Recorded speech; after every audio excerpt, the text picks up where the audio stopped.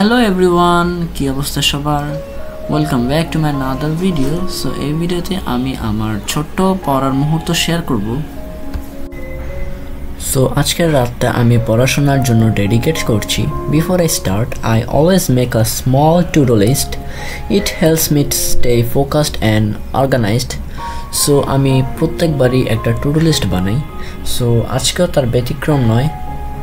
আর আমি পড়াশোনা করি ছোট ছোট লক্ষ্য নিয়ে। এভাবে যদি আমি পড়াশোনা করি তাহলে আমার মন ফোকাসড থাকে এবং সব কিছু ইজিলি করা সম্ভব হয়।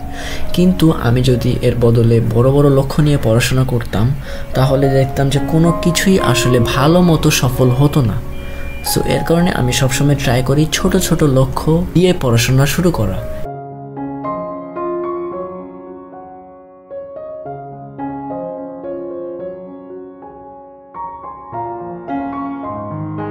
সো আজকের রাতে আমার টার্গেট হলো এই 4টা বিষয়ের একটা টপিক। সো আমি যেহেতু মাদ্রাসা বোর্ডে পড়ি, সো আমার হাদিস শরীফ নামে একটা সাবজেক্ট আছে। সো সেই কারণে আমার সেই সাবজেক্টগুলো আমি এই টু ডু লিস্টের অন্তর্ভুক্ত করলাম। সো সময় নষ্ট না করে আমি দ্রুতই টু ডু লিস্ট অনুযায়ী আমার পড়ালেখাটা শুরু করে দিলাম। সো প্রথমে ছিল আমার বাংলা প্রথম পত্র। আর আমার বইয়ের কাভার পেজটা একটু ভিন্ন, কারণ আমি মাদ্রাসা বোর্ডের স্টুডেন্ট, বাট ভিতরের পড়াগুলো আসলে একদম হুবহু সেম। দেখো, এই কয়টা আমাদের সিলেবাসে আছে, অর্থাৎ আমরা এসএসসি 26 ব্যাচ। সো আজকে আমি পড়ব সকল কবির মৃত্যুসাল। বাট আমাদের একটা সমস্যা হলো যে আমরা যখন সেপারেটলি প্রত্যেক কবির জীবনের মৃত্যুসাল জন্মসাল মনে রাখতে চাই সেপারেটলি, তখন আমাদের আসলে সেটা মনে রাখাটা একটু টাফ হয়। যেমন এখানে দেওয়া কাজী নজরুল ইসলামের মৃত্যুসাল হলো 1976।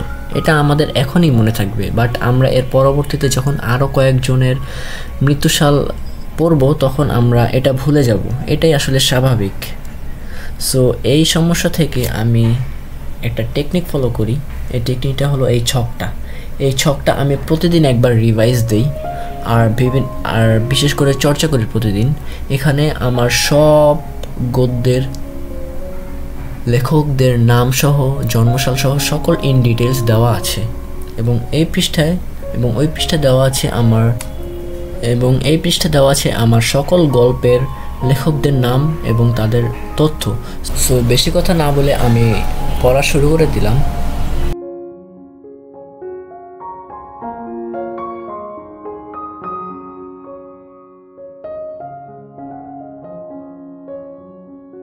পড়া যতটা না গুরুত্বপূর্ণ, লেখা তার চেয়ে আরও বেশি গুরুত্বপূর্ণ।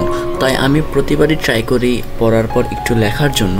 এতে আমার মাইন্ডে পুরো একদম পড়াটা সেট হয়ে যায়।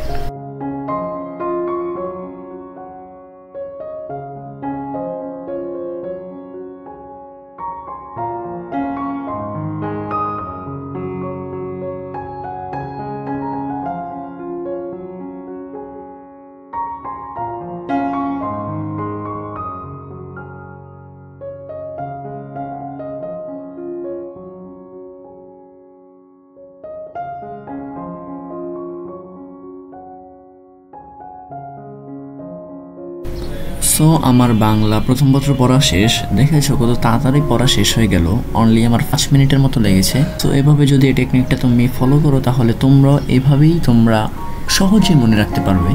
সো নেক্সটে আছে আমার ইংলিশ ফর টুডে। সো আজকে আমি পড়বো একটা স্টোরি, যেটা হলো আ হুইল অফ সাইক্লোন। সো এই স্টোরিগুলো আসলে আমার আগে পড়া ছিল। সো এখন পরীক্ষার আগ মুহূর্তে আমি জাস্ট রিভিশন দিচ্ছি আর আমার প্রস্তুতিটাকে আরও অ্যাডভান্স লেভেলে নিয়ে যাচ্ছি।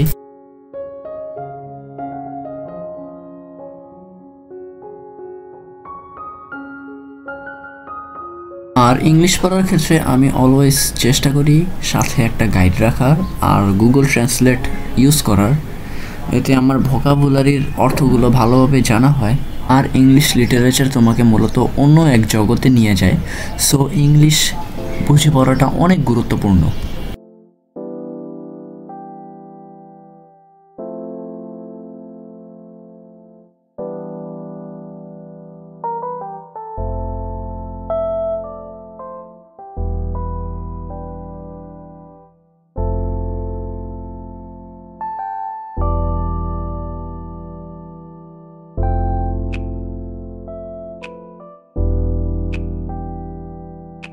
সো এরপরে আমি রিভাইজ শেষে আমার গাইডটার হেল্প নিয়ে এখানে কয়েকটা কোয়েশ্চেন আছে, সো এই কোয়েশ্চেনটা দেখে দেখে আমি জাস্ট এখন হাইলাইট করব উত্তরগুলো।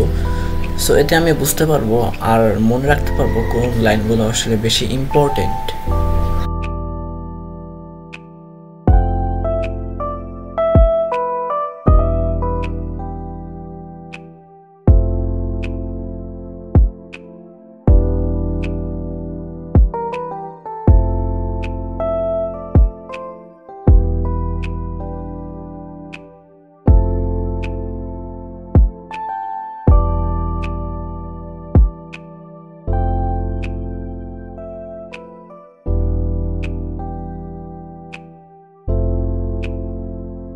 সো গাইস, আমার হাইলাইট করা শেষ। আর দেখো পুরো বইটা এখন একদম সবুজ হয়ে গেছে বলতে গেলে। সো এইভাবে আসলে হাইলাইট করাটা ঠিক না, বাট আমার এখন মাইন্ডে সেট হয়ে গেছে যে কোন প্রশ্নের উত্তর কোনটা।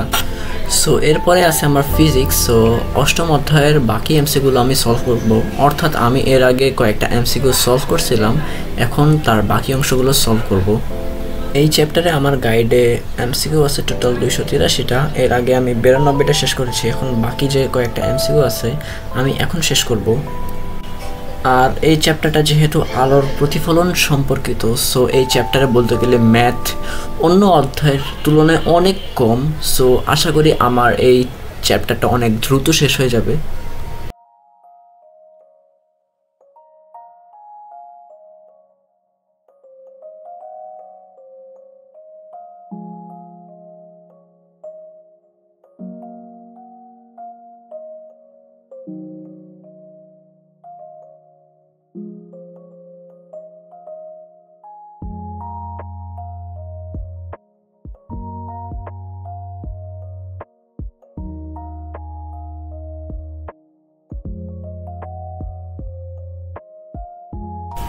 সো ফাইনালি আমার ফিজিক্স এমসিকিউ শেষ। কিছুক্ষণ পড়াশোনার মাঝে ব্রেক নেওয়াটা অনেক জরুরি। সো এই ব্রেকে আমি টিভিতে ডোরেমন দেখতেছি।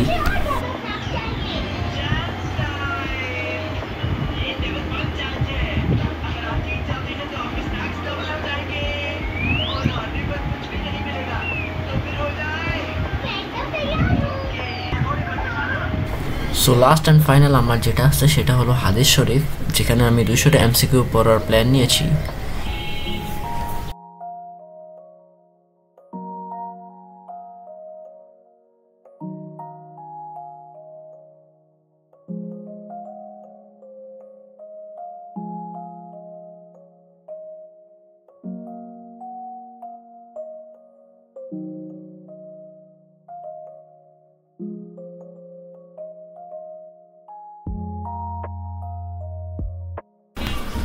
সো আমার এই সাবজেক্টটাও পড়া শেষ। সো আজকে আমার জন্য পড়াও শেষ। এটাই ছিল আমার লাস্ট অ্যান্ড ফাইনাল পড়া। সো দেখা হচ্ছে তোমাদের সাথে পরবর্তী ভিডিওতে। সো গুড বাই সবাইকে।